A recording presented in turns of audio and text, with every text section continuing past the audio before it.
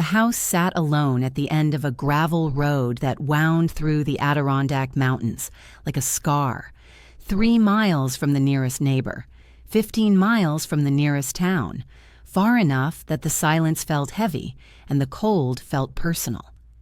Tess Callaway's grandmother had built it here on purpose. She'd wanted space, privacy, a place where the world couldn't reach unless you invited it in. Tonight, that isolation felt less like safety and more like a trap. Tess pressed her palm against the living room window, feeling the ice bite through the glass. Outside, the world had turned white and violent, snow falling so thick she couldn't see past the edge of her porch. The wind screamed like something dying, rattling the wooden frame of the house that had stood here for 50 years. She pulled her sweater tighter. It didn't help. The furnace had given up 3 days ago, and she didn't have the money to fix it. Didn't have the money for anything, really. Just $63 in her bank account and a foreclosure notice taped to the refrigerator like a death sentence. 8 days. That's all she had left before the bank took the house. $18,000. Might as well be $18 million. She turned away from the window and crossed the room, her breath forming small clouds in the frozen air. The fireplace crackled weakly, the last of the wood burning down to embers. She'd have to go outside tomorrow and chop more from the pile behind the house. If the storm let up, if her hands didn't freeze solid before she finished. If, a cough echoed from upstairs.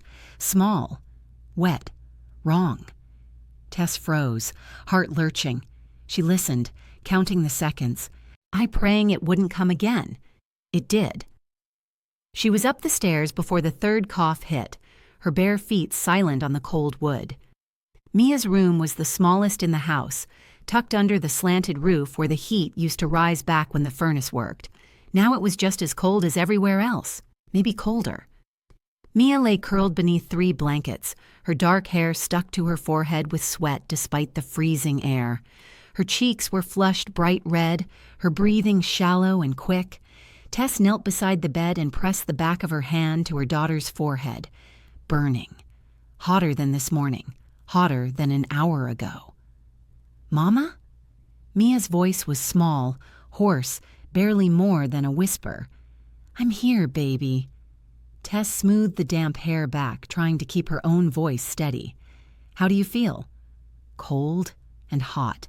Are at the same time. Tess forced a smile. "I know.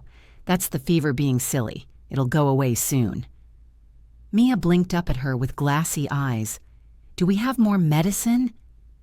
The bottle of children's fever reducer sat empty on the nightstand. Tess had given her the last dose 6 hours ago. The pharmacy was 20 miles down the mountain, 20 miles of winding roads that were buried under 3 feet of snow right now, maybe more. "Not right now," Tess said softly, "but you're going to be okay. I promise." Mia nodded, believing her the way 6-year-olds believe their mothers can fix anything. Tess wished it were true. Wished promises were enough to stop fevers and pay debts and keep roofs over heads. She stayed until Mia's breathing evened out, until the little girl drifted back into restless sleep. Then she stood. Dew pulled the blankets higher and walked back downstairs on legs that felt like they might give out any second.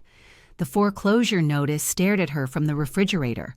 Bold black letters on white paper. Final notice. 8 days. $18,000. Her phone sat on the kitchen counter, screen dark. No signal. The storm had taken that too, along with the power on the main road and any chance of getting help tonight. Tess sank into the chair by the fireplace and pulled her knees to her chest. She was so tired. Tired of being cold. Tired of being scared, tired of trying to stretch $63 into groceries and heat and hope. She closed her eyes. The sound came from nowhere and everywhere at once. Engines, deep, powerful, cutting through the howl of the wind like knives through silk. Tess's eyes snapped open, and she stood, crossed to the window, wiped the frost away with her sleeve. Headlights, 15 pairs of them. Maybe more, piercing through the blizzard like glowing eyes. Black vehicles, huge and expensive, moving in a slow, deliberate line up the narrow road that led to her house and nowhere else. Her pulse kicked into her throat. No one came up here, especially not in weather like this, especially not in vehicles that looked like they cost more than her entire life. The convoy stopped in front of her house. Doors opened. Men stepped out, dark shapes against the white storm, snow already clinging to their shoulders. They didn't rush, didn't shout, just moved with the kind of silent coordination that made her stomach twist. One man walked ahead of the others, tall, broad-shouldered, and wearing a long coat that looked like it had never seen a discount rack. He stopped at the bottom of her porch steps and looked up at the house. Looked up at her. Even through the snow and the darkness, she felt his gaze like a weight pressing against her chest. Then he climbed the steps, slowly, deliberately, each footfall deliberate and sure. He knocked. 3 times. Calm. Patient. Tess didn't move. Couldn't move. Her hand hovered near the fireplace poker, fingers trembling. The man knocked again. Same rhythm, same control. Then his voice came through the door.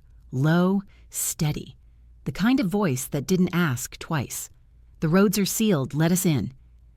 Tess stared at the door, at the foreclosure notice on the fridge, at the empty medicine bottle upstairs where her daughter burned with fever.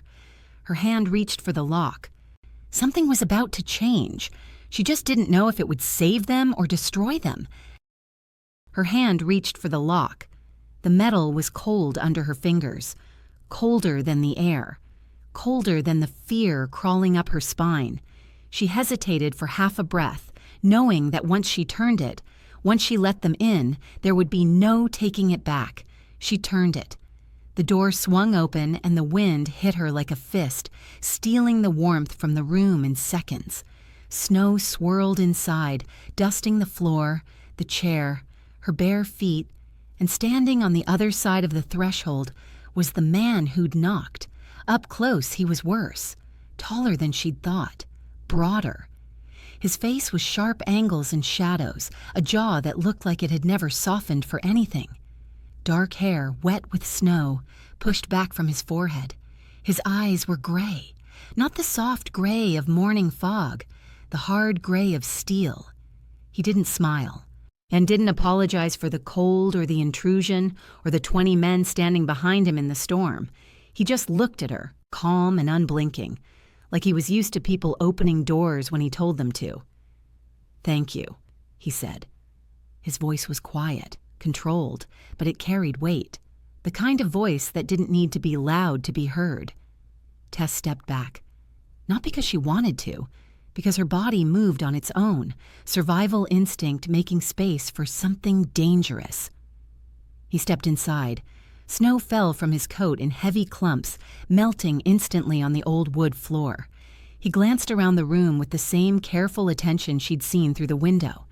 His gaze swept over the fireplace, the worn furniture, the kitchen in the corner, the stairs leading up. Then he looked back at her.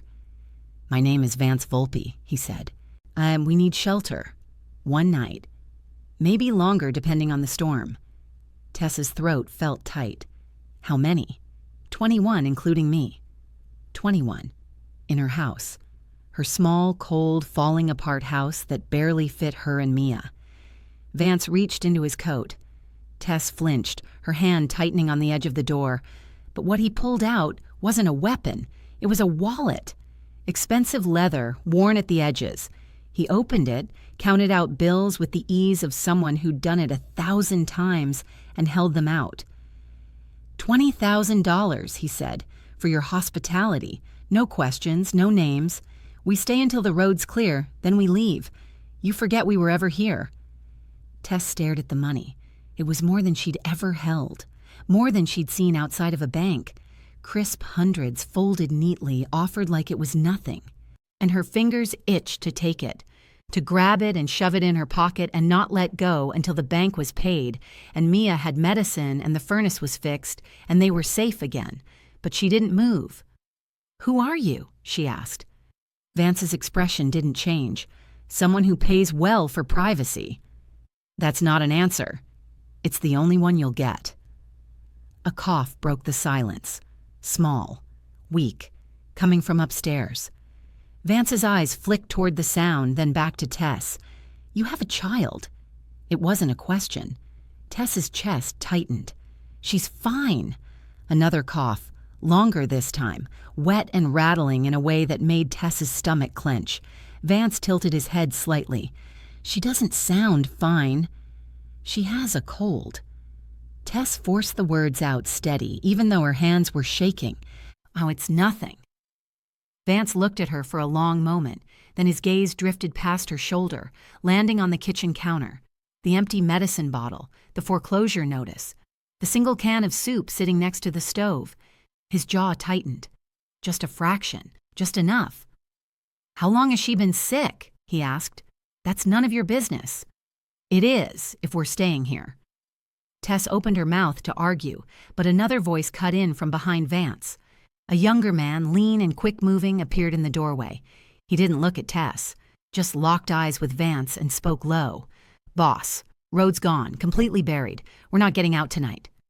Vance didn't react, didn't curse or frown or look surprised. He just nodded once, slow and deliberate. The younger man hesitated. Could be longer. "This storm's not letting up." "Then we stay," Vance said simply. Tess's heart dropped into her stomach. Not one night, not a few hours, days, maybe more. She looked past Vance at the men still standing outside in the snow. They weren't moving, weren't complaining, just waiting, shoulders squared, hands in their pockets, like standing in a blizzard was something they did every day. One of them caught her staring and nodded. Polite, respectful, terrifying. "We have medical supplies," Vance said, pulling her attention back. "One of my men was a combat medic. He can look at your daughter if you want." Tess's breath caught. "I don't need—" "You do." The certainty in his voice made her stop, made her realize how badly Mia's cough had gotten, how hot her skin had been, how long it had been since Tess had been able to afford a doctor. Then she looked down at the money still in Vance's hand, then up at his face. "Why?" she whispered. "Because I'm paying you to let us stay," Vance said, "and I don't leave debts unpaid." Before Tess could respond, footsteps creaked on the stairs behind her, small, unsteady. "Mama?" Tess spun around. Mia stood at the top of the stairs, clutching the railing with one hand and her stuffed rabbit with the other. Her face was flushed, her hair tangled, her eyes glassy with fever. "Mama, who are these men?" Tess moved toward her, but Vance's voice stopped her cold. His gaze locked on the little girl at the top of the stairs, and something in his expression cracked. "Get the medic kit, now!" The words hit the room like a command no one would dare ignore. One of the men behind Vance moved instantly, disappearing back into the storm without hesitation. Tess didn't wait. She was already halfway up the stairs, positioning herself between Mia and the strangers below. Her daughter swayed slightly on the top step, the stuffed rabbit dangling from her small hand. "Mama, I don't feel good," Mia whispered. "I know, baby. Come here." Tess reached for her, but Mia's knees buckled. Tess caught her just before she fell, scooping her up and holding her tight. The heat radiating from the little body made Tess's chest ache. This wasn't just a fever anymore. This was dangerous. "Let him help." Tess turned. Vance stood at the bottom of the stairs, his voice calm but firm. He wasn't moving closer, wasn't pushing. And just watching with those gray eyes that seemed to see straight through her. "I don't know you," Tess said. "No, but your daughter needs help, and I'm offering it." "Why?" "Because I can." It wasn't an answer. It was a deflection. But before Tess could argue, the door opened again, and a man stepped inside carrying a black duffel bag. He was older than the others, maybe mid-40s, with graying hair and steady hands. He set the bag on the kitchen table and unzipped it, revealing neatly organized medical supplies, bandages, syringes, bottles with labels Tess couldn't read from where she stood. "That's Luca," Vance said. "Combat medic, 15 years. He's seen worse than a fever." Luca looked up at Tess, his expression gentle. "Ma'am, I just want to check her vitals. That's all." No needles unless she needs them. Mia stirred in Tess's arms. Is he a doctor? Tess hesitated. Every instinct screamed at her to say no, to carry Mia back to her room and lock the door and keep the world out like she'd been doing for the past 2 years. But Mia's skin was burning. Her breathing was shallow, and Tess had already given her the last of the medicine hours ago. She descended the stairs slowly, each step feeling like surrender. Luca met her at the bottom and gestured to the couch. Just set her down here. I'll be quick. Tess lowered Mia onto the cushions but didn't let go of her hand. Luca knelt beside them, moving with the kind of calm efficiency that came from experience. He pulled a thermometer from the bag, held it to Mia's forehead, waited for the beep. His jaw tightened. What? Tess's voice cracked. Thou 103.8, Luca said quietly. He set the thermometer aside and reached for a stethoscope. I need to listen to her lungs. Mia didn't protest. She just sat there, eyes half closed, while Luca pressed the cold metal to her chest and back. He listened for a long time. Too long. When he finally pulled back, he looked at Vance, not Tess. Respiratory infection, early stage but progressing. She needs antibiotics. Now. Tess's stomach dropped. How bad? Luca turned to her, his expression honest. Bad enough. If we don't treat it, she could develop pneumonia in the next 24 hours. The room tilted. Tess gripped the edge of the couch to steady herself. 24 hours. She'd thought it was just a cold, just a fever that would break on its own. She'd been wrong, and Mia had almost paid the price. We have what she needs, Luca said gently. Amoxicillin, fever reducers, IV fluids if it gets worse. But we need to start now. Tess looked down at Mia, at her flushed cheeks and glassy eyes. Her baby, her whole world, the only thing that mattered. She nodded. Luca got to work immediately, pulling bottles and syringes from the bag. Vance moved to the fireplace, adding more wood with the same quiet control he'd shown since walking through the door. The other men had started filing inside, shaking snow from their coats, moving through the house like they'd been there before. One of them headed straight for the basement. Tess heard footsteps on the stairs, then the groan of old pipes. A moment later, the furnace kicked on with a shudder. Warmth began to seep into the room for the first time in days. Another man appeared with bags of groceries, real food, bread, canned goods, fresh vegetables Tess hadn't been able to afford in months. He set them on the counter without a word and started unpacking. Tess watched it all happen, her house transforming around her. These men were fixing things she couldn't fix, feeding her child things she couldn't buy, making her home livable again. And she hated it, hated how easy it was for them. Hated how helpless it made her feel. Hated that her daughter was getting better because strangers had what Tess didn't. Money, resources, power. She'll be okay, Luca said, pulling Tess's attention back. He was wrapping a blood pressure cuff around Mia's arm. The antibiotics will work fast. Fever should break by morning. Tess's throat burned. Thank you. Luca nodded and stood, giving them space. Mia's eyes fluttered open, landing on Vance across the room. You have a scar, she said, her voice soft and hoarse. Vance paused mid-motion, his hand hovering over the firewood. He looked at Mia, then at Tess, then back at the little girl. I do, he said. Does it hurt? Not anymore. How'd you get it? Vance's expression shifted. Something flickered behind his eyes, there and gone in a heartbeat. An accident. A long time ago. Mia accepted the answer the way only children could. My mom says scars mean you survived something bad. Vance's gaze moved to Tess, held there. Your mom's right. The air between them felt heavy. Tess looked away first, focusing on Mia's hand in hers, but she could still feel Vance watching, could still feel the weight of whatever he wasn't saying. One of the men appeared in the doorway.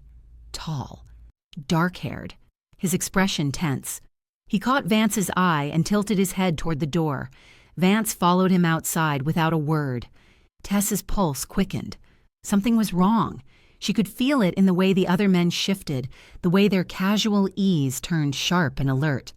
When Vance came back inside 2 minutes later, his face was stone. Tess stood. "What's going on?" Vance's gray eyes met hers, and for the first time since he'd walked through her door, she saw something that looked like fear. "We're not the only ones who know about this house." Tess's blood turned to ice. "What does that mean?" Vance didn't soften it, didn't try to make it easier. "It means someone's been tracking us and they're close." "Who?" "People I've made enemies of." "That's not an answer." "It's the only one you need." Vance turned toward the window, his jaw tight. "They don't know exactly where we are yet, but they will, and when they do, they won't stop at the door and ask nicely." Tess's breath caught. She looked at Mia, still lying on the couch, eyes half closed, fever finally starting to break. Her baby, her whole world, and now she was trapped in a house with men who'd brought death to her doorstep. "You need to leave," Tess said, her voice shaking. "Right now. Take your men and go." "Can't." Vance's tone was flat, final. "Them roads are buried. We're not going anywhere tonight." "Then you just made my daughter a target." Vance turned to face her, and the look in his eyes made her step back. Not because it was cruel, because it was honest. "Yes," he said simply, "I did, and now I'll make sure nothing happens to her. That's the deal." "I didn't agree to this. You opened the door." The words hit like a slap, because he was right. She had opened the door, had taken the money, had let them in, and now there was no going back. One of Vance's men appeared in the doorway, the same one who'd gone outside earlier, Dante. His expression was grim. "We need to lock it down," he said to Vance. Vance nodded once. "Do it." Dante turned and gestured to the others. Within minutes, the house transformed. Men moved through every room with quiet efficiency. Boards went up over the windows. Heavy furniture was pushed against the doors. Someone killed the porch light, plunging the outside into total darkness. Another checked the perimeter, radio crackling low as he reported positions. Tess stood in the middle of it all, watching her home turn into something she didn't recognize. A fortress, a trap. She didn't know which. Mia stirred on the couch. Her eyes opened, clearer now than they'd been in days. She looked around at the men moving through the house, at the boards covering the windows, at the guns visible beneath their coats. "Mama?" Her voice was small, scared. "Why do they have guns?" Tess's throat closed. She knelt beside the couch and brushed Mia's hair back, forcing a smile she didn't feel.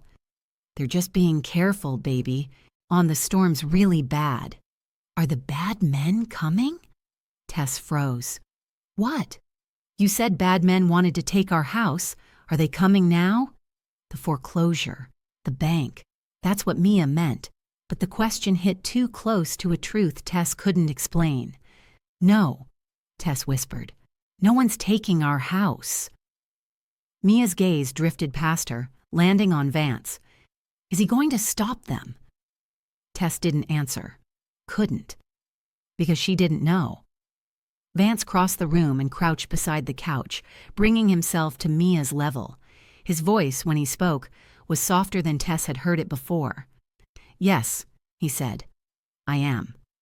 Mia studied him with the kind of unfiltered honesty only children had. "Promise?" Vance hesitated. Just for a second, then he nodded. "Promise." Mia smiled, small and tired, and closed her eyes again. Within minutes, she was asleep. Tess stood slowly, her legs unsteady. Vance rose beside her, and for a moment they just stood there, too close in the narrow space between the couch and the wall. "You shouldn't make promises you can't keep," Tess said quietly. "I don't." "You don't know what's coming." "Yes, I do." Vance's gaze was steady, unflinching. "And I've survived worse." Tess wanted to argue, wanted to scream at him for dragging her into this, but exhaustion hit her all at once, days of fear and cold and hunger crashing down like a wave.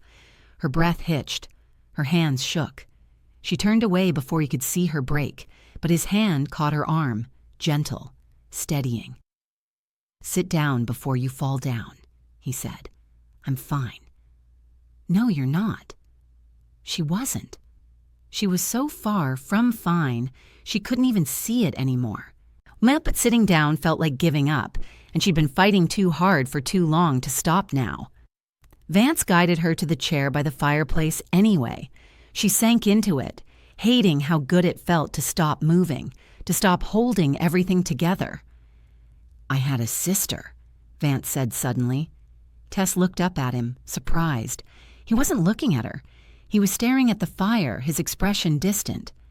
"She was 6, same age as your daughter." "Was? She's gone."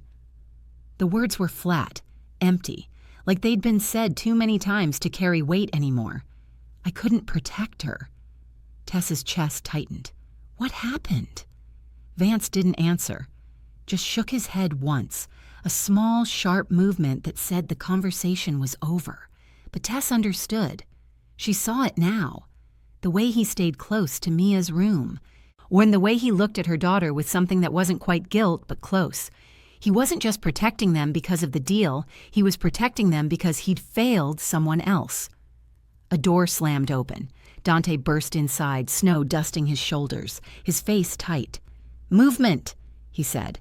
"Half a mile out, 3 vehicles, coming this way."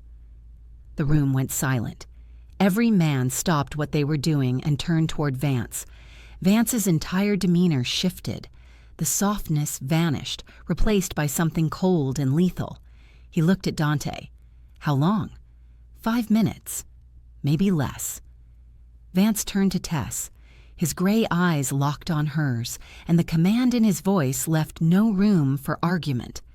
"Take your daughter upstairs, lock the door, and no matter what you hear, don't come out until I tell you it's safe."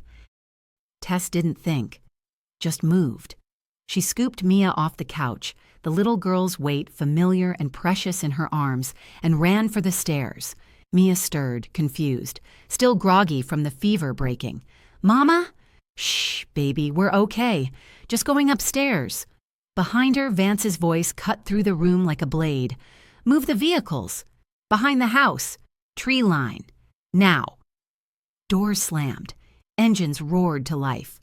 Through the window, Tess saw headlights sweeping across the snow as the black SUVs peeled away from the front of the house, disappearing around the side. She reached Mia's room and shouldered the door shut, locking it with trembling hands. Then she dragged the dresser across the floor, jamming it against the door. It wouldn't stop anyone determined, but it was something. Mia clung to her neck. "Mama, what's happening?" "Nothing, sweetheart, just being careful." "Are the bad men here?" Tess's throat closed. She carried Mia to the bed and sat down, pulling the blankets around them both. "No bad men, I promise." The lie tasted like ash. Downstairs she heard movement. Fast, controlled. Men's voices speaking in low, clipped tones. Then silence. Heavy and suffocating. Tess crossed to the window and peered through a gap in the boards. The storm was still raging, snow falling so thick it turned the world into a wall of white.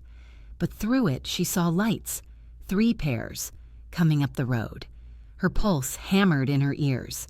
The vehicles stopped in front of the house. Doors opened. Men got out, 4, maybe 5. And she couldn't tell through the snow. They wore heavy coats, hoods pulled up against the wind, and they moved with purpose. One of them shone a flashlight across the ground, studying something.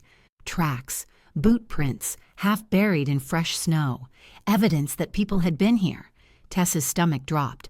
Footsteps on the porch, heavy, deliberate. Then a knock, hard enough to rattle the door. She held her breath. Silence stretched for 3 seconds. 4, 5. The knock came again, louder. Then she heard the door open. Vance's voice drifted up through the floorboards, calm and steady. "Can I help you?"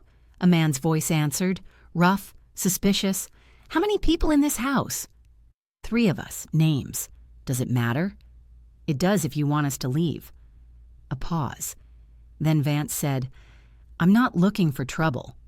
And we got trapped by the storm, just waiting it out." Tracks outside say more than 3 people have been here. House was a mess when we got here. Could have been the previous owners. We didn't ask questions. Convenient. Tess pressed closer to the door, straining to hear. Her hands shook. Mia sat on the bed, watching her with wide, worried eyes.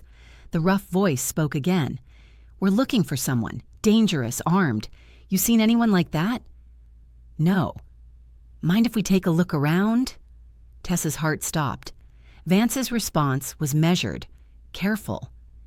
"There's a woman and her kid upstairs. The kid's been sick, high fever, barely got it under control tonight. You really want to go up there and scare them more than they already are?" Silence. Then the rough voice said, "Bring the woman down. I want to see her." Tess's blood turned to ice. "Ma'am?" Vance called up the stairs.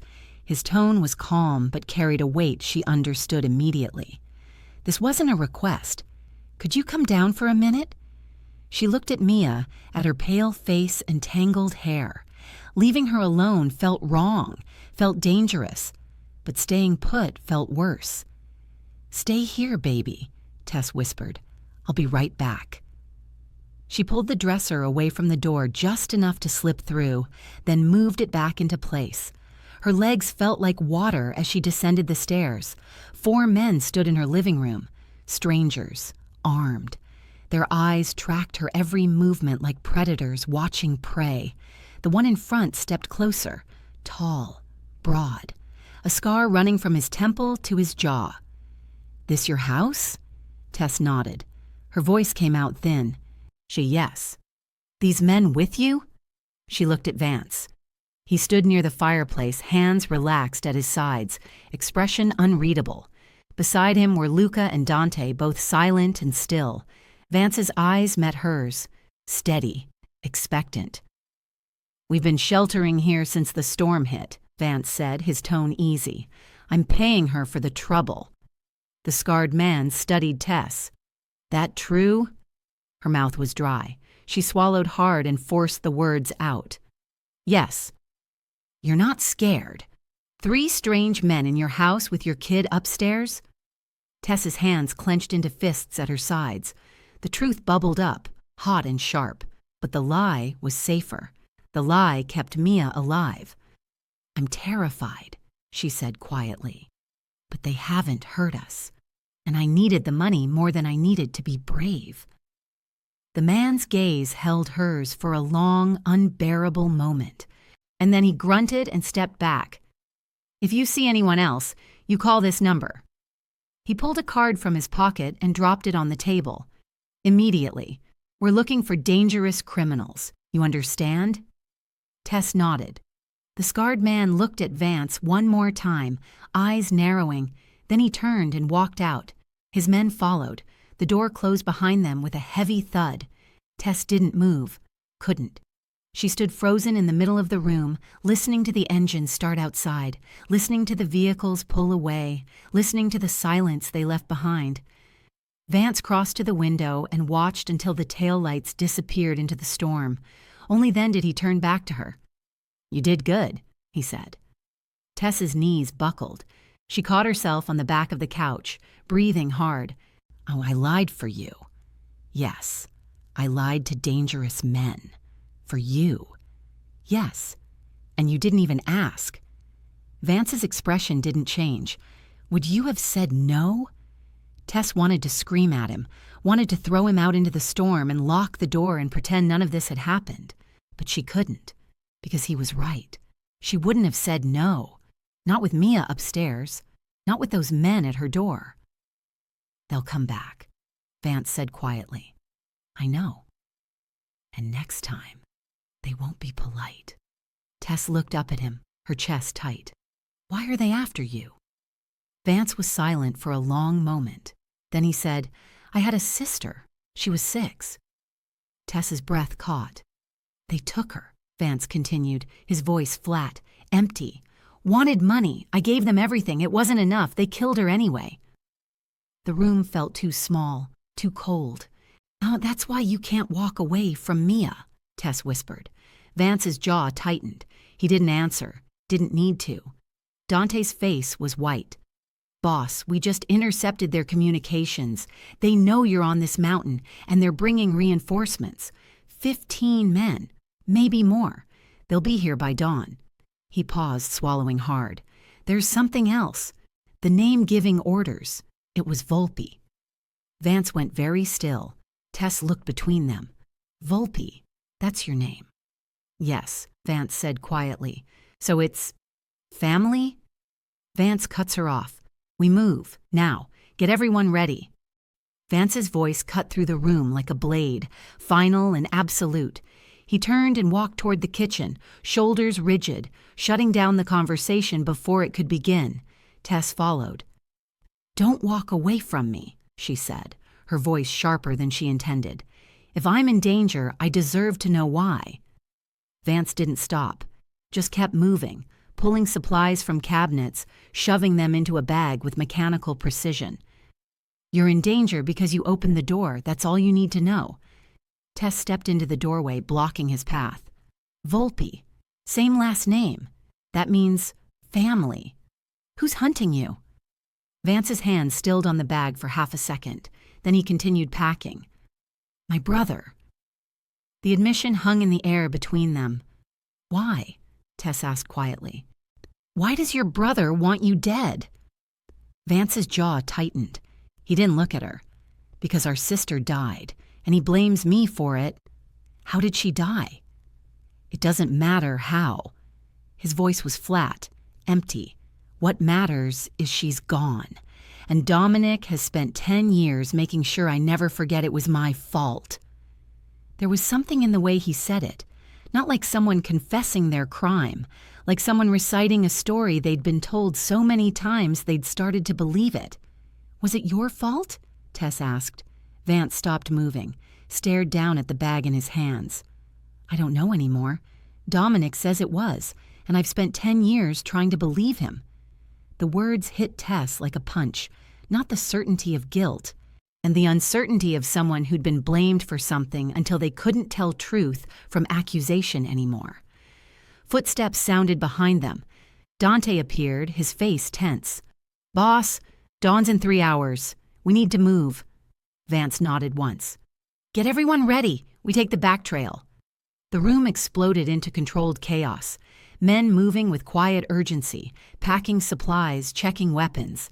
Tess stood frozen in the middle of it all until she heard the footsteps on the stairs. Small, hesitant, frightened. Mia appeared in the hallway clutching her stuffed rabbit, eyes wide in the dim light. Mama! Tess crossed the room and knelt in front of her daughter, forcing calm into her voice. Hey, baby, we're going on a trip. Mia looked past her at the men, at the bags, at the tension crackling through the air. Are the bad men coming? Not yet, Tess whispered. But we're going somewhere safe, okay? Mia's gaze drifted to Vance, who stood watching from across the room. Is he coming? Tess didn't know how to answer. She looked at Vance. He crossed the room and knelt beside them, bringing himself to Mia's level. His voice, when he spoke, was gentler than Tess had ever heard it. I have to stay here and make sure no one follows you. Mia's bottom lip trembled. What if they hurt you? Vance took her small hands in his. I'm hard to hurt. You take care of your mama for me. Can you do that? Mia nodded, serious and solemn. Then she reached into her pajama pocket and pulled out a folded piece of paper. She opened it carefully. A drawing. 3 figures in crayon. A tall man, a woman, and a little girl standing in front of a house. Yo, I made this for you, Mia said softly, so you remember us. Vance stared at the drawing. Tess watched his throat work, watched him struggle to find words. Finally, he just took the paper, folded it carefully, and tucked it into his jacket pocket over his heart. Mia wrapped her arms around his neck. Thank you for making Mama's house warm again. Vance held her for a moment, eyes closed. When he stood, his hands were shaking. Minutes later, they were moving through the back door into the storm. Snow swirled around them in the darkness, wind cutting like knives. Luca carried Mia on his shoulders. Dante led with a flashlight. Tess walked beside Vance, struggling through snow that came up to her knees. Your sister, she said quietly, just loud enough for him to hear. Oh, and what was her name? Vance was silent for so long she thought he wouldn't answer. Then he said, Sophia. She was 6. Tess's chest tightened. The same age as Mia. No wonder he couldn't walk away. How did she die, Vance? She asked. Really? Vance's jaw clenched. Dominic says I wasn't there when she needed me, that I could have stopped it. Tess noticed the phrasing. Dominic says. Not, I know, not it happened, but what his brother told him. What do you remember? She pressed. Vance's voice dropped to barely more than a whisper. I wasn't there. I don't know what happened, only what Dominic told me after. The admission hit Tess hard. He didn't even know. He'd spent 10 years carrying guilt for something he hadn't witnessed, believing a story his brother had told him. They walked in silence after that, and the only sounds their breathing and the crunch of snow underfoot. 20 minutes later, they reached a break in the trees. The trail opened up, leading down into darkness. Vance stopped and turned to Dante. You take them down, 2 miles to the safe house. Stay there until I give the all clear. Tess's stomach dropped. You're not coming. I have to go back. Face him. No. The word came out fierce. I'm not leaving you to die. This isn't your fight. You made it my fight when I lied to those men for you, when Mia drew you into her family. Vance stepped closer, his voice low and hard. If you stay, she dies. Is that what you want? The words cut deep. Tess looked at Mia, asleep against Luca's shoulder, and felt her resolve waver. Then headlights cut through the trees, not from behind them, from below, coming up the trail. Now Vance moved instantly, pulling Tess behind a tree, signaling to Luca. Everyone disappeared into the shadows.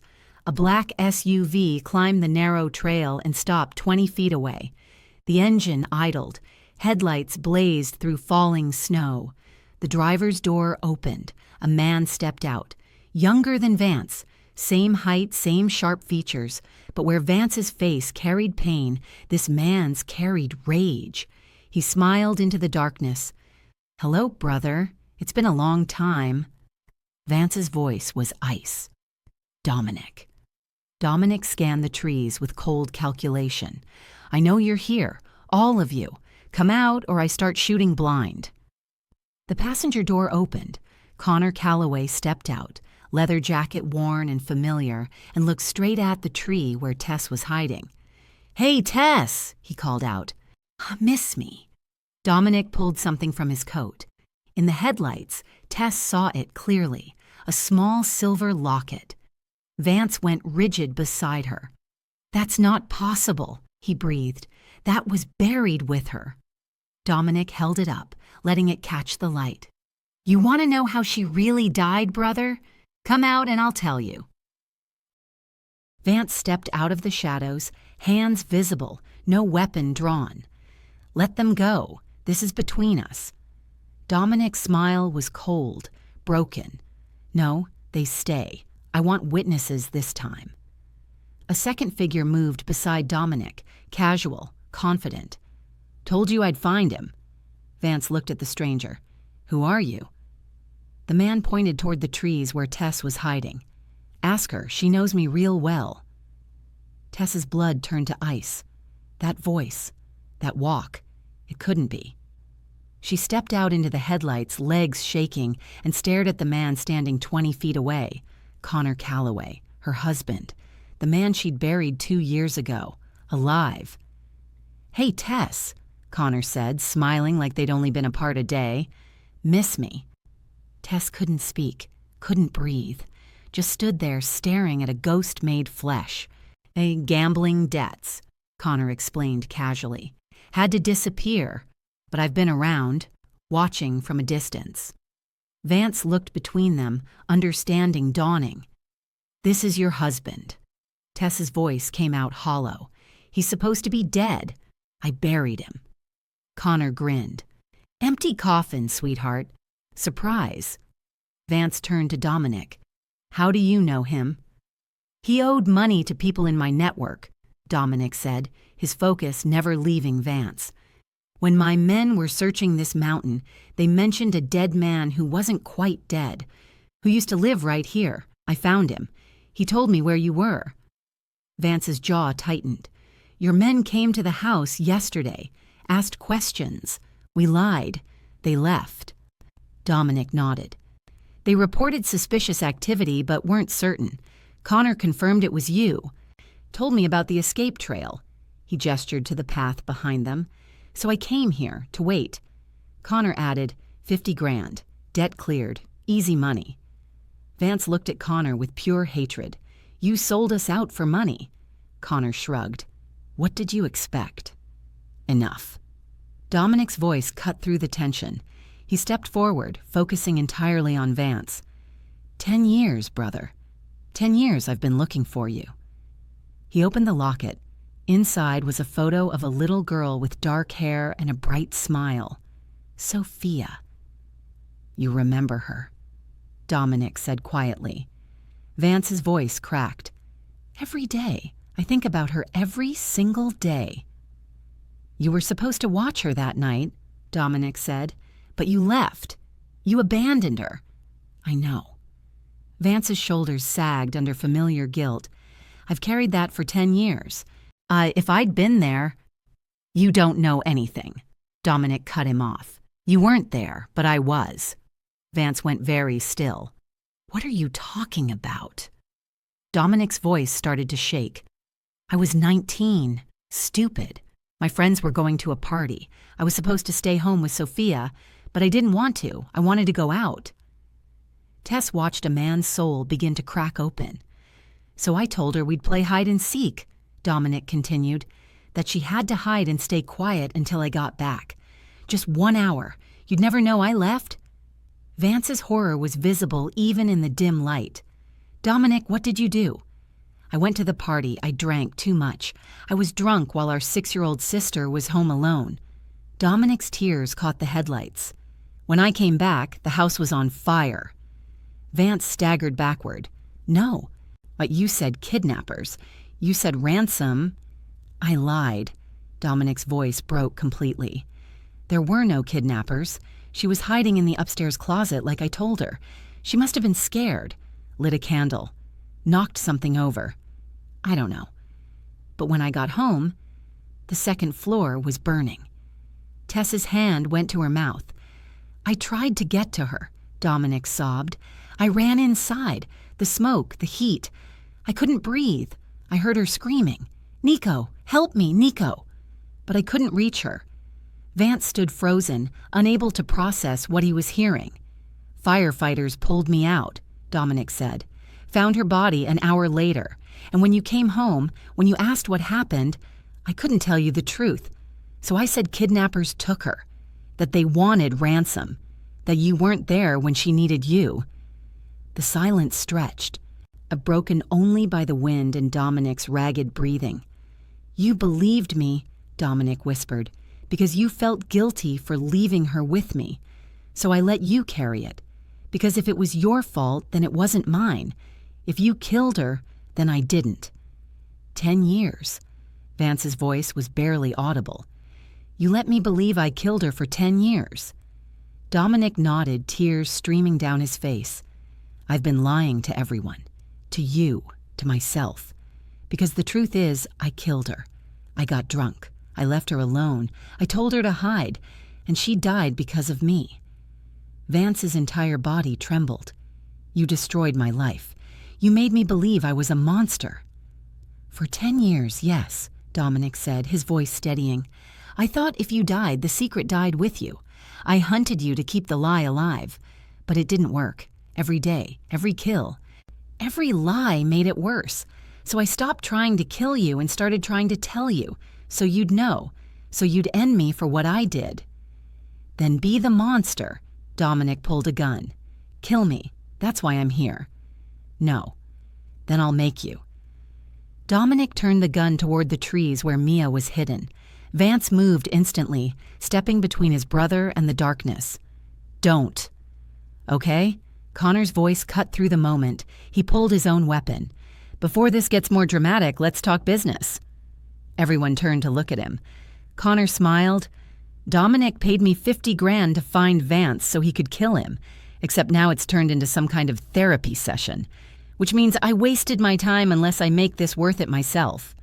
This wasn't the deal, Dominic said, his voice cold. Plans change, Connor said. He pointed toward the trees. That little girl hiding? She's mine, legally, and I'm alive now, which means I can claim her. Tess's heart stopped. You wouldn't, she whispered. Connor's smile widened. $200,000. Cash. I disappear forever. You never hear from me again. Tess keeps Mia, or I take her and you never see her again. Your choice. Vance's voice was ice. You're extorting us with your own daughter. I'm selling my parental rights and my silence, Connor said. You've got the money. I've got leverage. That's business. Then he added almost casually, oh, and one more thing. I called the FBI yesterday. The world stopped. Vance's voice dropped to barely more than a breath. What? Connor's grin was triumphant. The FBI's been looking for Vance Volpe for 3 years. Racketeering, money laundering. A big reward, witness protection. I told them exactly where you were. They should be here any minute. Tess felt the ground tilt beneath her feet. You brought the FBI here? Dominic stared at Connor in disbelief. Your operation? Connor laughed. You're a footnote. Vance is the prize. He turned to Tess, his smile widening. And here's the beautiful part. You took his money, Tess. You lied when those men came asking questions. You harbored a federal fugitive. That's a felony. Tess's stomach dropped. Everything he was saying was true. When you go to prison, Connor continued, I get custody of Mia. I get witness protection, new identity, clean slate, and you rot in a cell knowing you chose a criminal over your daughter.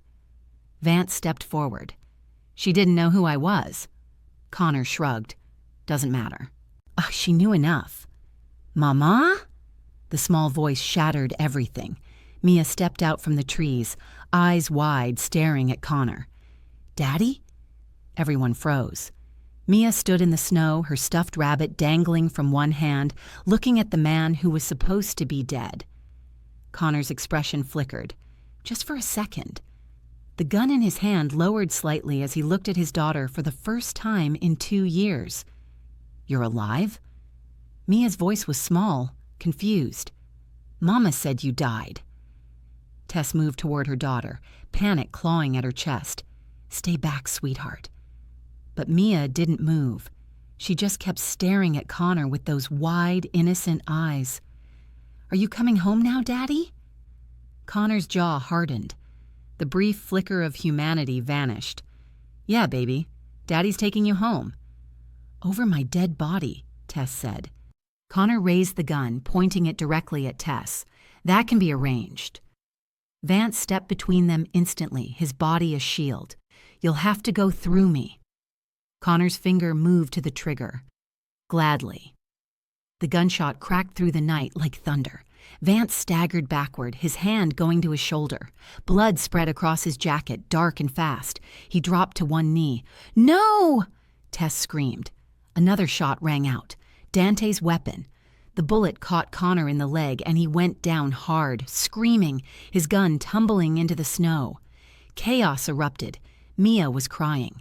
Tess was running toward Vance. Dante was moving forward, weapon raised. Luca appeared from the trees, securing Connor, kicking his gun away. Dominic dropped his weapon and fell to his knees in the snow, sobbing. Tess reached Vance and dropped beside him. No, no, no. I'm okay, Vance said through gritted teeth. His face was pale, but his eyes were clear. I'm okay. Dante was already there, ripping open Vance's jacket to examine the wound. Through and through, shoulder. He'll live if we get pressure on it. Connor groaned from where he lay. Doesn't matter. FBI's coming. You're all done. And then Tess heard it.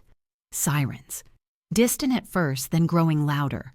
Red and blue lights appeared through the trees, cutting through the falling snow. Multiple vehicles, coming fast up the mountain road. A voice crackled over a megaphone, cold and official. "This is the FBI. You are surrounded. Lay down your weapons and come out with your hands visible." Connor laughed, the sound wet and painful. Right on time. Tess stared at the lights. What at Vance bleeding beside her, at Mia standing frozen in terror. Her entire world was collapsing. Vance struggled to stand, Dante supporting him. "Get them out. Back trail, now." "Boss, you're hit," Dante said. "You can't—" The megaphone cut him off. "Vance Volpe, you are under arrest for racketeering, money laundering, and conspiracy. Surrender now or we will use lethal force." Dominic looked up at Vance, his face streaked with tears. "The FBI's been hunting you?" Vance nodded, pain etched in every line of his face. "For 3 years." The FBI was closer now. Tess could see figures moving through the trees, spreading out, surrounding them, flashlights, weapons, tactical gear. "All escape routes are blocked," the voice announced. "Surrender or face the consequences." Vance turned to Tess, his gray eyes locking onto hers. "Take Mia. Run. Don't look back." "I'm not leaving you," Tess said. "You have to." Vance's voice was firm despite the pain. For her. Tess looked at Mia, who was crying silently, clutching her rabbit.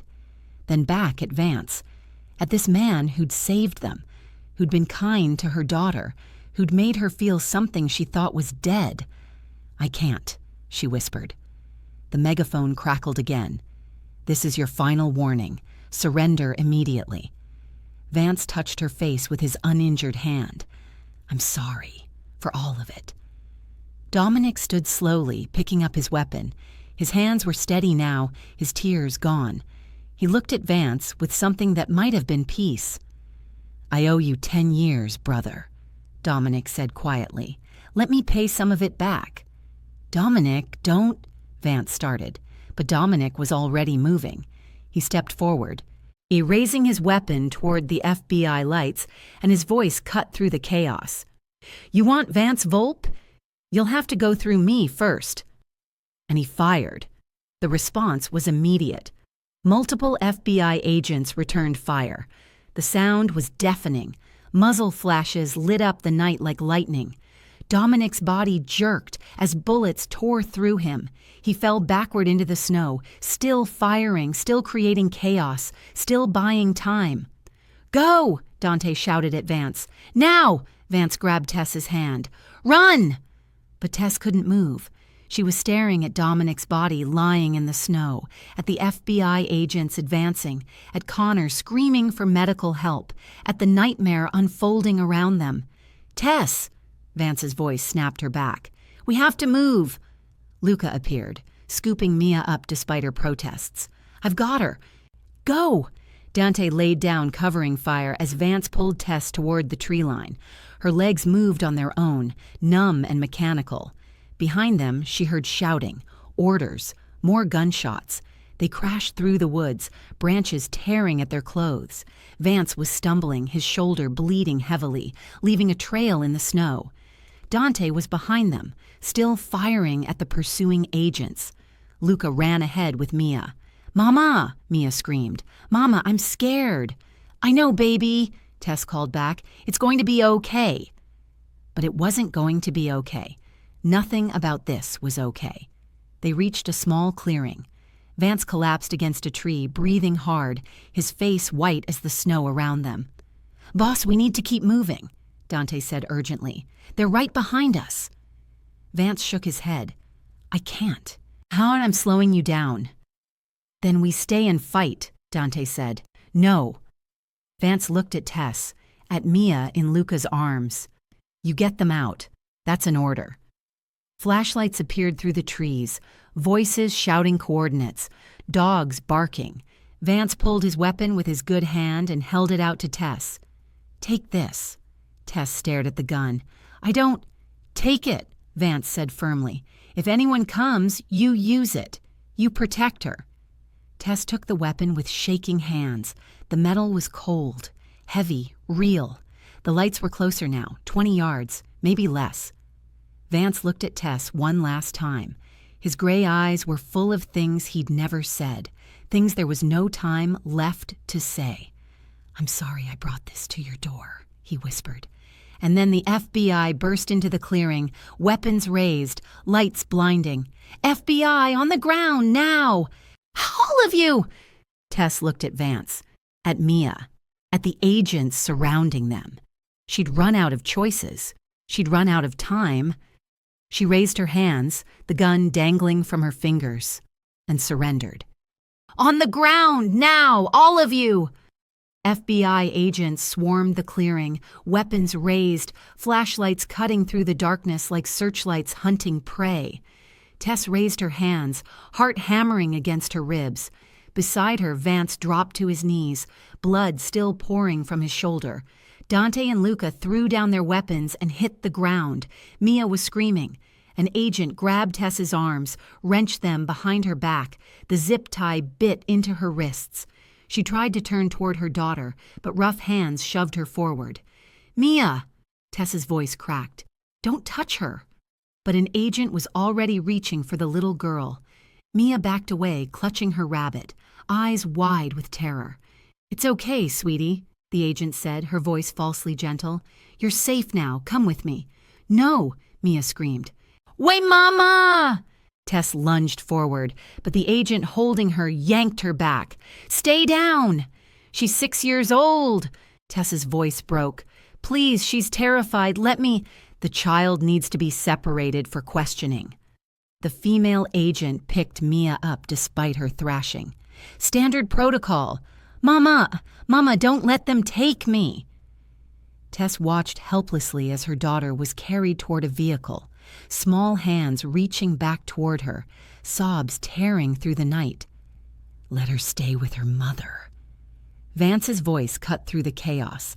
He was on his knees, hands zip-tied behind his back, shoulders soaked in blood, but his eyes were steady, focused on the agent holding Mia.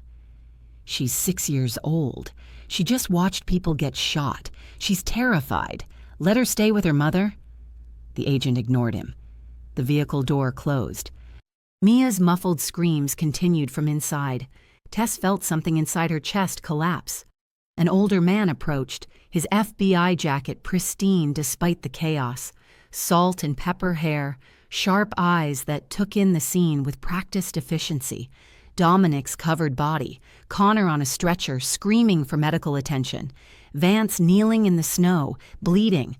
He stopped in front of Vance. "Vance Volpe," the man said. His voice was calm, almost conversational. "3 years we've been looking for you. Impressive run." Vance said nothing, just stared past the agent at Tess. A medic appeared, cutting away Vance's jacket to examine the gunshot wound. "Through and through, shoulder. He's stable for transport." The older agent turned to Tess. "And you must be Tess Callaway." Tess's mouth was dry. "Where's my daughter?" I need to see my daughter." "Your daughter is safe. You, however, are under arrest for harboring a federal fugitive and accepting proceeds of crime." The words hit like a physical blow. "I didn't know who he was," Tess said desperately. "They needed shelter from the storm. My daughter was sick." "According to our informant," the agent continued, unmoved, "you accepted $20,000 in cash from Vance Volpe. You sheltered him and his men for 5 days. That's a federal offense." Connor's voice rang out from the stretcher. "I told them everything. The money. How long he stayed. I documented it all before I called you."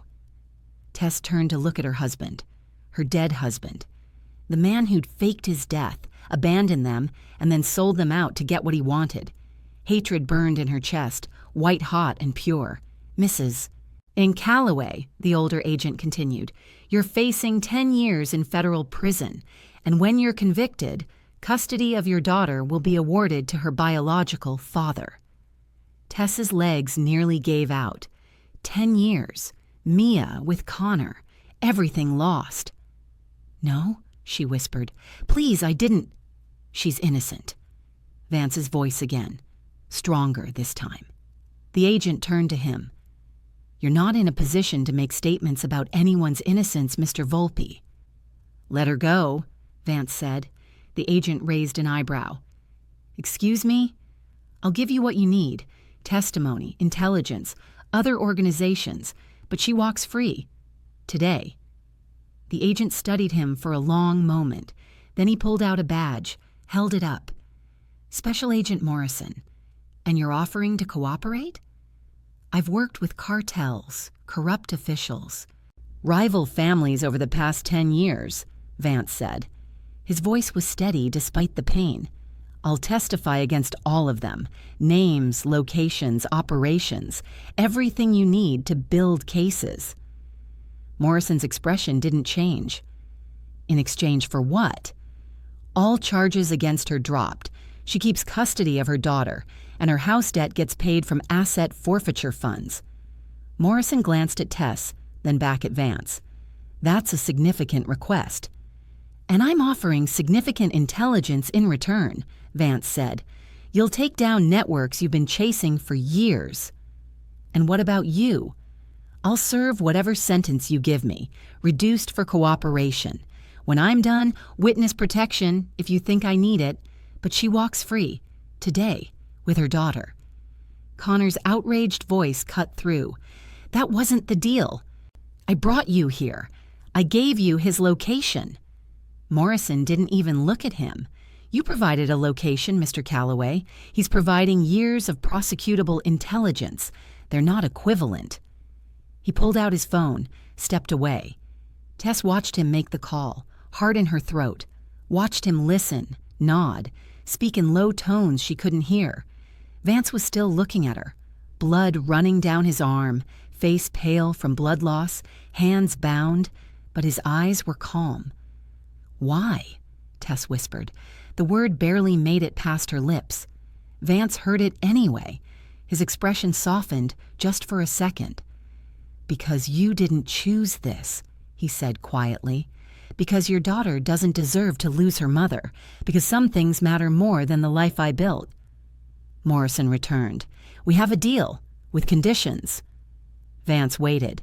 And you give full testimony against every organization you mentioned, Morrison said. Complete cooperation, no holding back.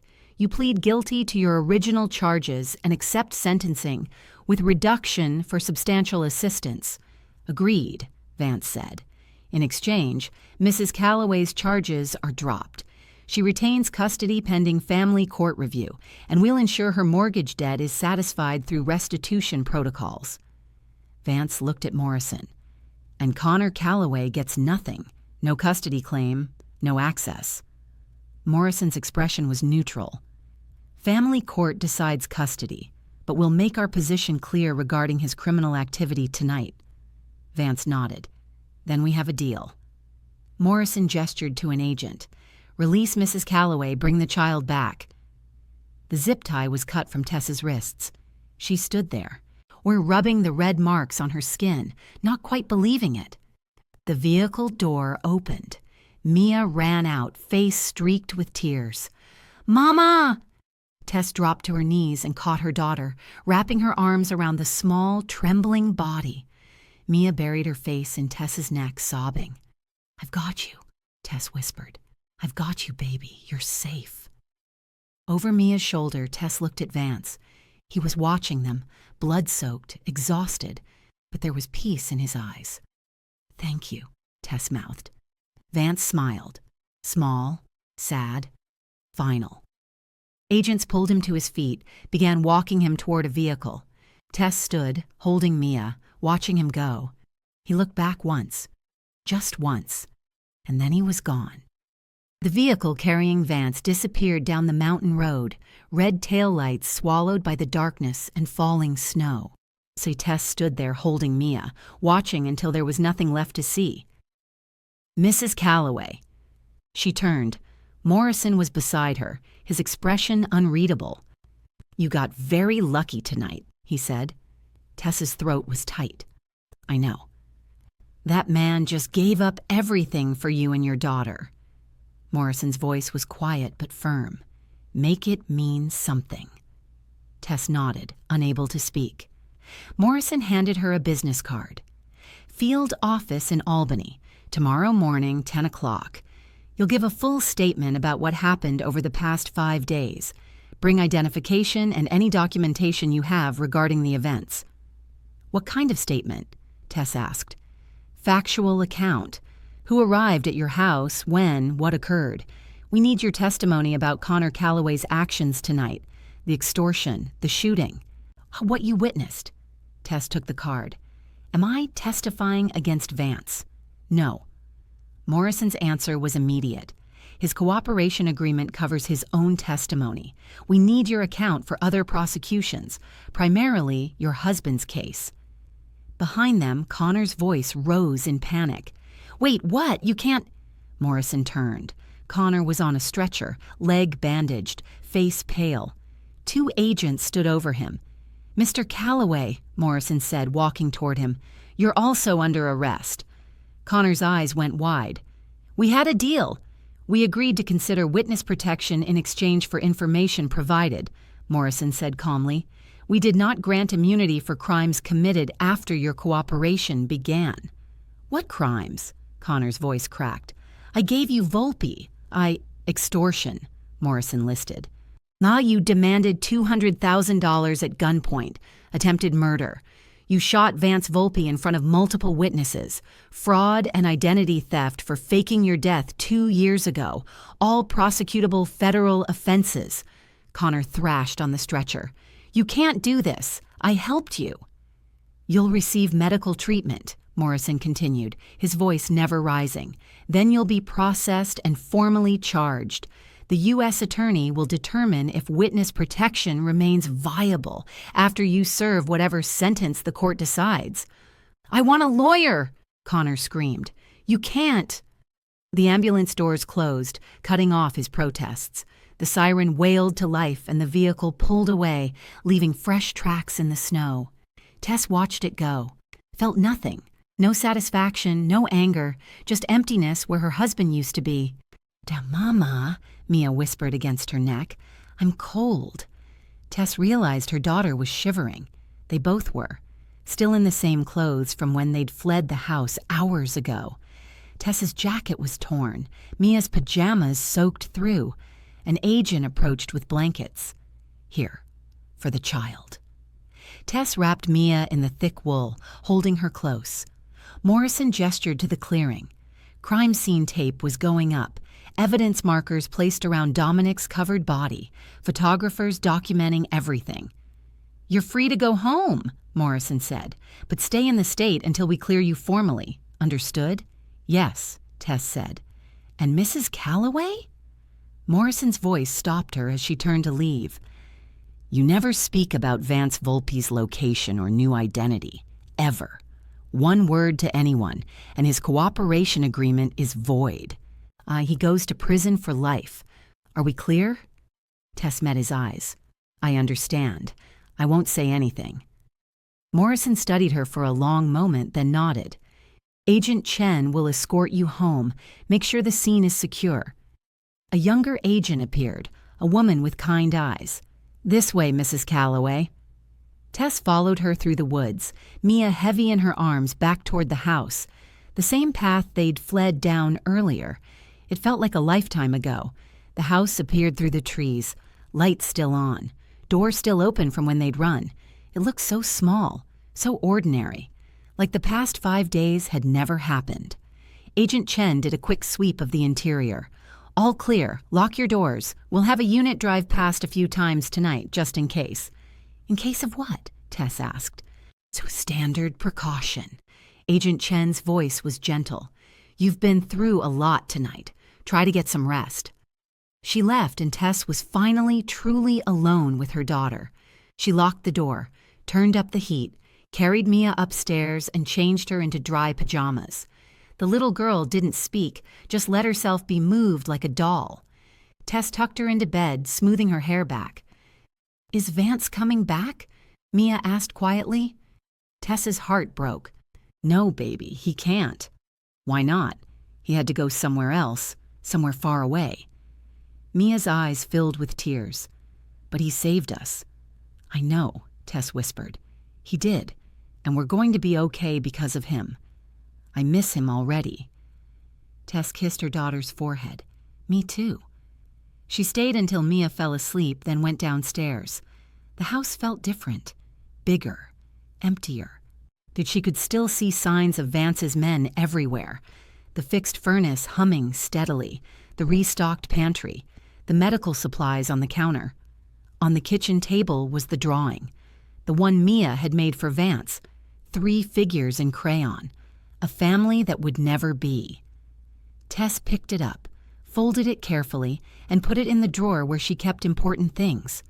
Birth certificates, insurance papers, memories. She made tea she didn't drink, sat at the table, stared at nothing. At some point, she must have fallen asleep because she woke to sunlight streaming through the kitchen window and Mia calling from upstairs. The next 2 weeks passed in a blur. She gave her statement to the FBI, answered every question, told them exactly what had happened, leaving nothing out except the moments that were hers alone. And the almost kiss in the kitchen, the way Vance had looked at her, the things that didn't belong in a federal report. Agent Morrison called to confirm her charges were officially dropped. The case was closed as far as she was concerned. Connor was being held without bail pending trial. His public defender had tried to argue for witness protection protocols, but the judge wasn't sympathetic to a man who'd faked his death, abandoned his family, and committed extortion at gunpoint. Family court scheduled a custody hearing. Connor's attorney filed motions. Tess hired a lawyer with money she didn't have. And then, 2 weeks and 3 days after that night in the snow, an envelope arrived. Plain white, no return address, postmarked from a federal corrections facility upstate. Tess's hands shook as she opened it. Inside was a single sheet of paper, handwritten, the letters sharp and precise. "The house is yours. The debt is settled. Keep her safe. That's all that matters. V." Tess read it 3 times. Then she opened her laptop and checked her bank's website. The mortgage account showed a balance of 0, paid in full. She sat back, the letter pressed to her chest, and cried. Not from sadness, not from relief, from something bigger than both, from the weight of a sacrifice she'd never asked for, but would carry for the rest of her life.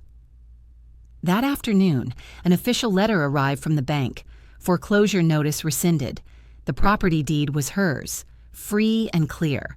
Tess stood in her grandmother's kitchen, in the house that had almost been lost, and felt the ground steady beneath her feet for the first time in years. Mia came home from school, backpack bouncing.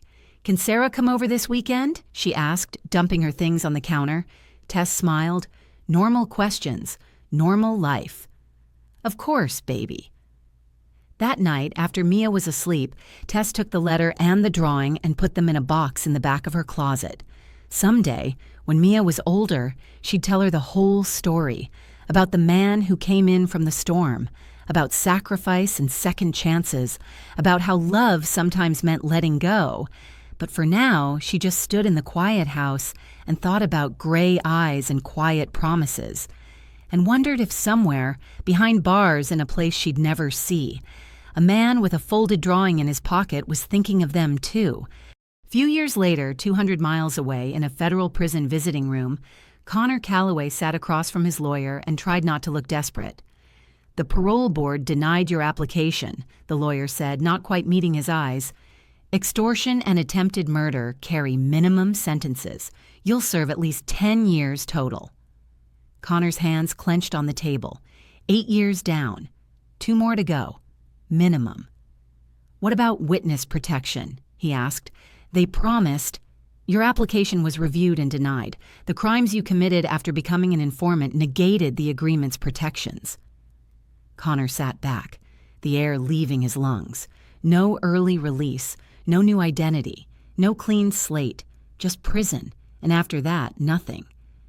"My daughter," he said quietly. "Have any of my letters—" "Mrs. Callaway has not responded to any correspondence. 67 letters over 8 years. None opened." Connor closed his eyes. Mia would be 16 now. He'd missed her entire childhood. Every birthday, every milestone, every moment. For what?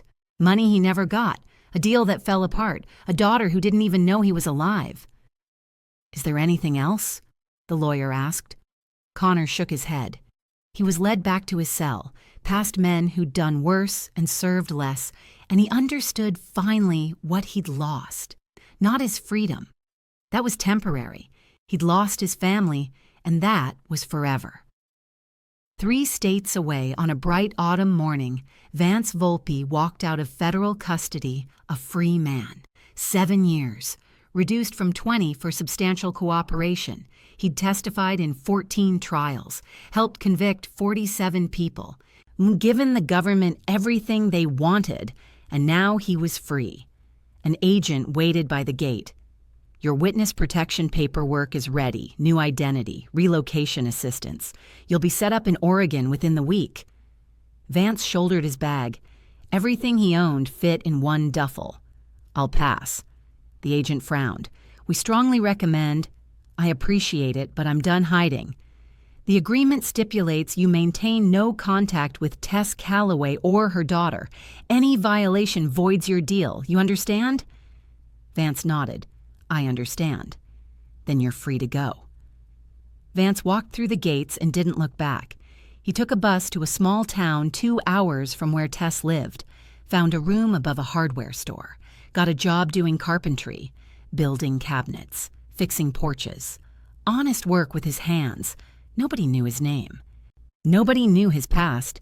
He was just another man trying to rebuild a life.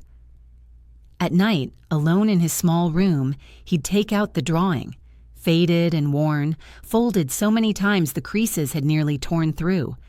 3 figures in crayon, a family he'd never have, but they were alive, safe, together.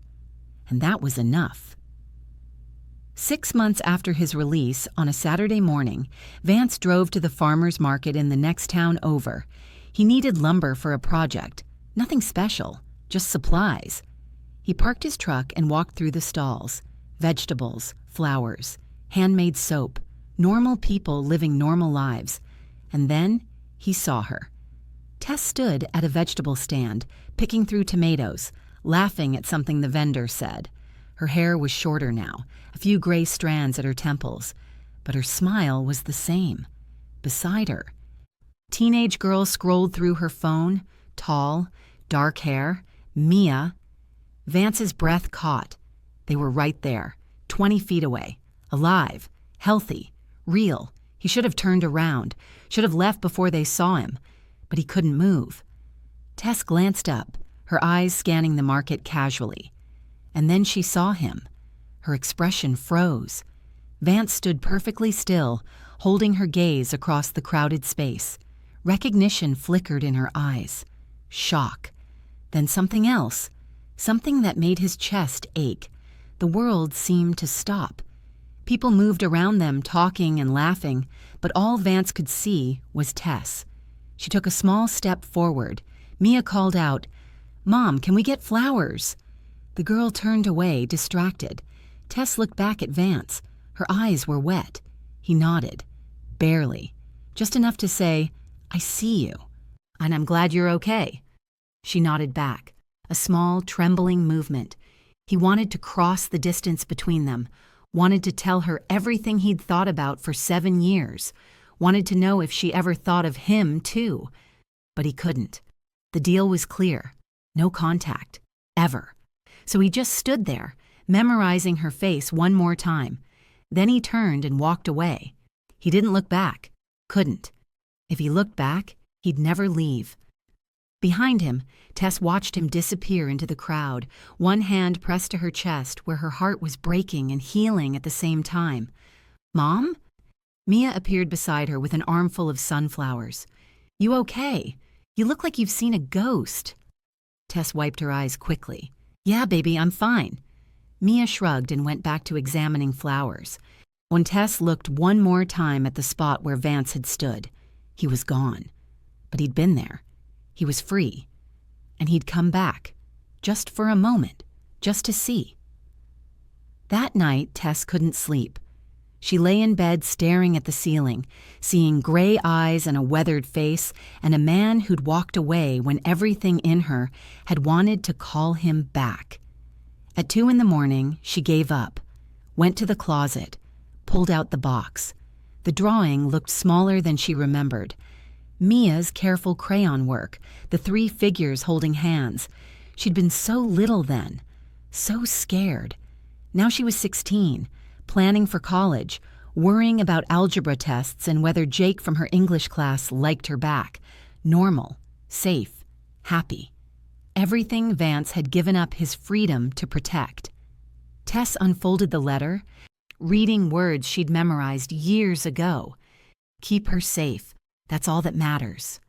She had, and he knew it now, had seen it with his own eyes. Tess put everything back in the box, back in the closet, and went downstairs, made tea she didn't drink, sat at the kitchen table in the dark. He was out there, somewhere, 2 hours away, maybe closer, living a quiet life under his own name or a new one, building things with his hands, alone. She wondered if he thought about her, if he kept that drawing the way she kept his letter. She wondered if seeing her today had hurt as much as seeing him had hurt her. The next morning, Mia came downstairs yawning, backpack already slung over one shoulder. "I'm getting a ride to school with Sarah," she announced, grabbing an apple from the counter. "Late practice today. I'll be home by 6. Tess looked at her daughter. Really looked. 16 years old, beautiful, confident, so far removed from the terrified little girl in the snow. "I love you," Tess said suddenly. Mia paused, apple halfway to her mouth, and smiled. "Love you too, Mom. You okay?" "Yeah, just feeling grateful today." Mia kissed her cheek. "You're weird, but I love you. See you tonight." The door closed. The house fell quiet. Tess sat in her kitchen and felt the weight of 10 years, of choices made, of sacrifices given, of a love that existed in silence and distance and stolen glances across a farmer's market. 6 months passed. Tess went back to the market every Saturday, telling herself it was for the fresh vegetables, telling herself she wasn't looking for him, but she was, every time. He never appeared again. And then on a cold February morning, the doorbell rang. Tess opened the door to find a delivery driver holding a small package. "Tess Callaway?" "Yes. Sign here, please." She signed, took the package. It was light, no return address, postmarked from 2 towns over. Inside was a wooden box, hand-carved. The craftsmanship was beautiful, smooth joints, delicate details, made by someone who knew what they were doing. Tess's hands trembled as she opened it. Inside, nestled in tissue paper, was a small wooden bird, a cardinal, wings spread mid-flight, every feather carved with precision, every detail perfect. Beneath it, a note on plain paper, for keeping her safe, for giving her wings. V. Tess sat down hard on the couch, the bird cradled in her hands. He'd made this. His hands had shaped this wood, carved these details, unsanded it smooth. He'd thought of her while he worked, thought of Mia, thought of the promise he'd made and the promise she'd kept. The door opened. Mia dropped her backpack. "Hey, Mom, what's that?" Tess quickly wiped her eyes. "Just a gift, from an old friend." Mia came closer, examining the bird. "Wow, that's really pretty. Who made it?" Tess ran her thumb over the smooth wood. "Someone who used to help us, a long time ago." "Huh." Mia took the bird, held it up to the light. "They're really talented. You should tell them thanks." "I can't," Tess said softly, "but I think they know." Mia shrugged and handed it back. "Well, it's cool. I'm going to start homework. Let me know when dinner's ready." She bounded upstairs, all teenage energy and oblivious innocence. Tess placed the cardinal on the windowsill above the sink, and where she could see it every day, where the light would catch its wings. A reminder of sacrifice, of love, of a man who'd given everything and asked for nothing in return except this, keep her safe. And she had. That night, after Mia was asleep, Tess stood at the window looking at the bird. She thought about Vance, about where he was, what his days looked like, if he was happy or just surviving. She thought about going to find him. 2 towns over wasn't far. She could ask around. A carpenter. Gray eyes. Quiet. But she didn't. Because some things were meant to exist in the space between, in letters never sent, in glances across crowded markets, in wooden birds that said everything words couldn't. He'd served his time, paid his debt, built a new life, and she'd raised her daughter, kept her safe, given her wings. That was the promise. That was the love. Not in touching, not in staying, but in letting go while still holding on. Tess touched the bird's wing gently. "Thank you," she whispered to the empty kitchen, to the man who would never hear it. "For everything, for saving us, for letting us go, for watching from wherever you are." The bird sat silent on the windowsill, wings spread, ready to fly but choosing to stay, just like her, just like him. Somewhere, in a small apartment above a hardware store, Vance Volpe sat at his workbench surrounded by wood shavings and tools. He was carving another bird, a blue jay this time. He didn't know who it was for, maybe no one. Maybe he just needed to create something, to build instead of destroy, to shape something beautiful out of broken pieces. On his nightstand, the old drawing sat in a frame now, protected, preserved. 3 figures in crayon, a family frozen in time. He'd never have that, never hold Tess, never watch Mia grow up, never sit at a table and share a meal and pretend he was anything other than what he'd been. But they were alive, safe, together. He'd seen it with his own eyes 6 months ago. Tess laughing at a farmer's market. Mia, healthy and whole and normal. That was enough. It had to be. Vance set down his carving tools and looked out the window at the quiet street below. He'd built a life here, small, simple, honest. He had his work, his solitude, his memories. And somewhere 2 hours away, a woman stood at her kitchen window holding a wooden bird and thinking of him. He didn't know that, would never know it. But if he had, it would have been enough. More than enough. It would have been everything. Tess turned off the kitchen light and went upstairs. The bird stayed on the windowsill, wings spread toward the glass, waiting, watching, free but choosing to stay. And in the morning, when sunlight caught its wings, it would look almost alive, almost ready to fly, but not quite, not yet.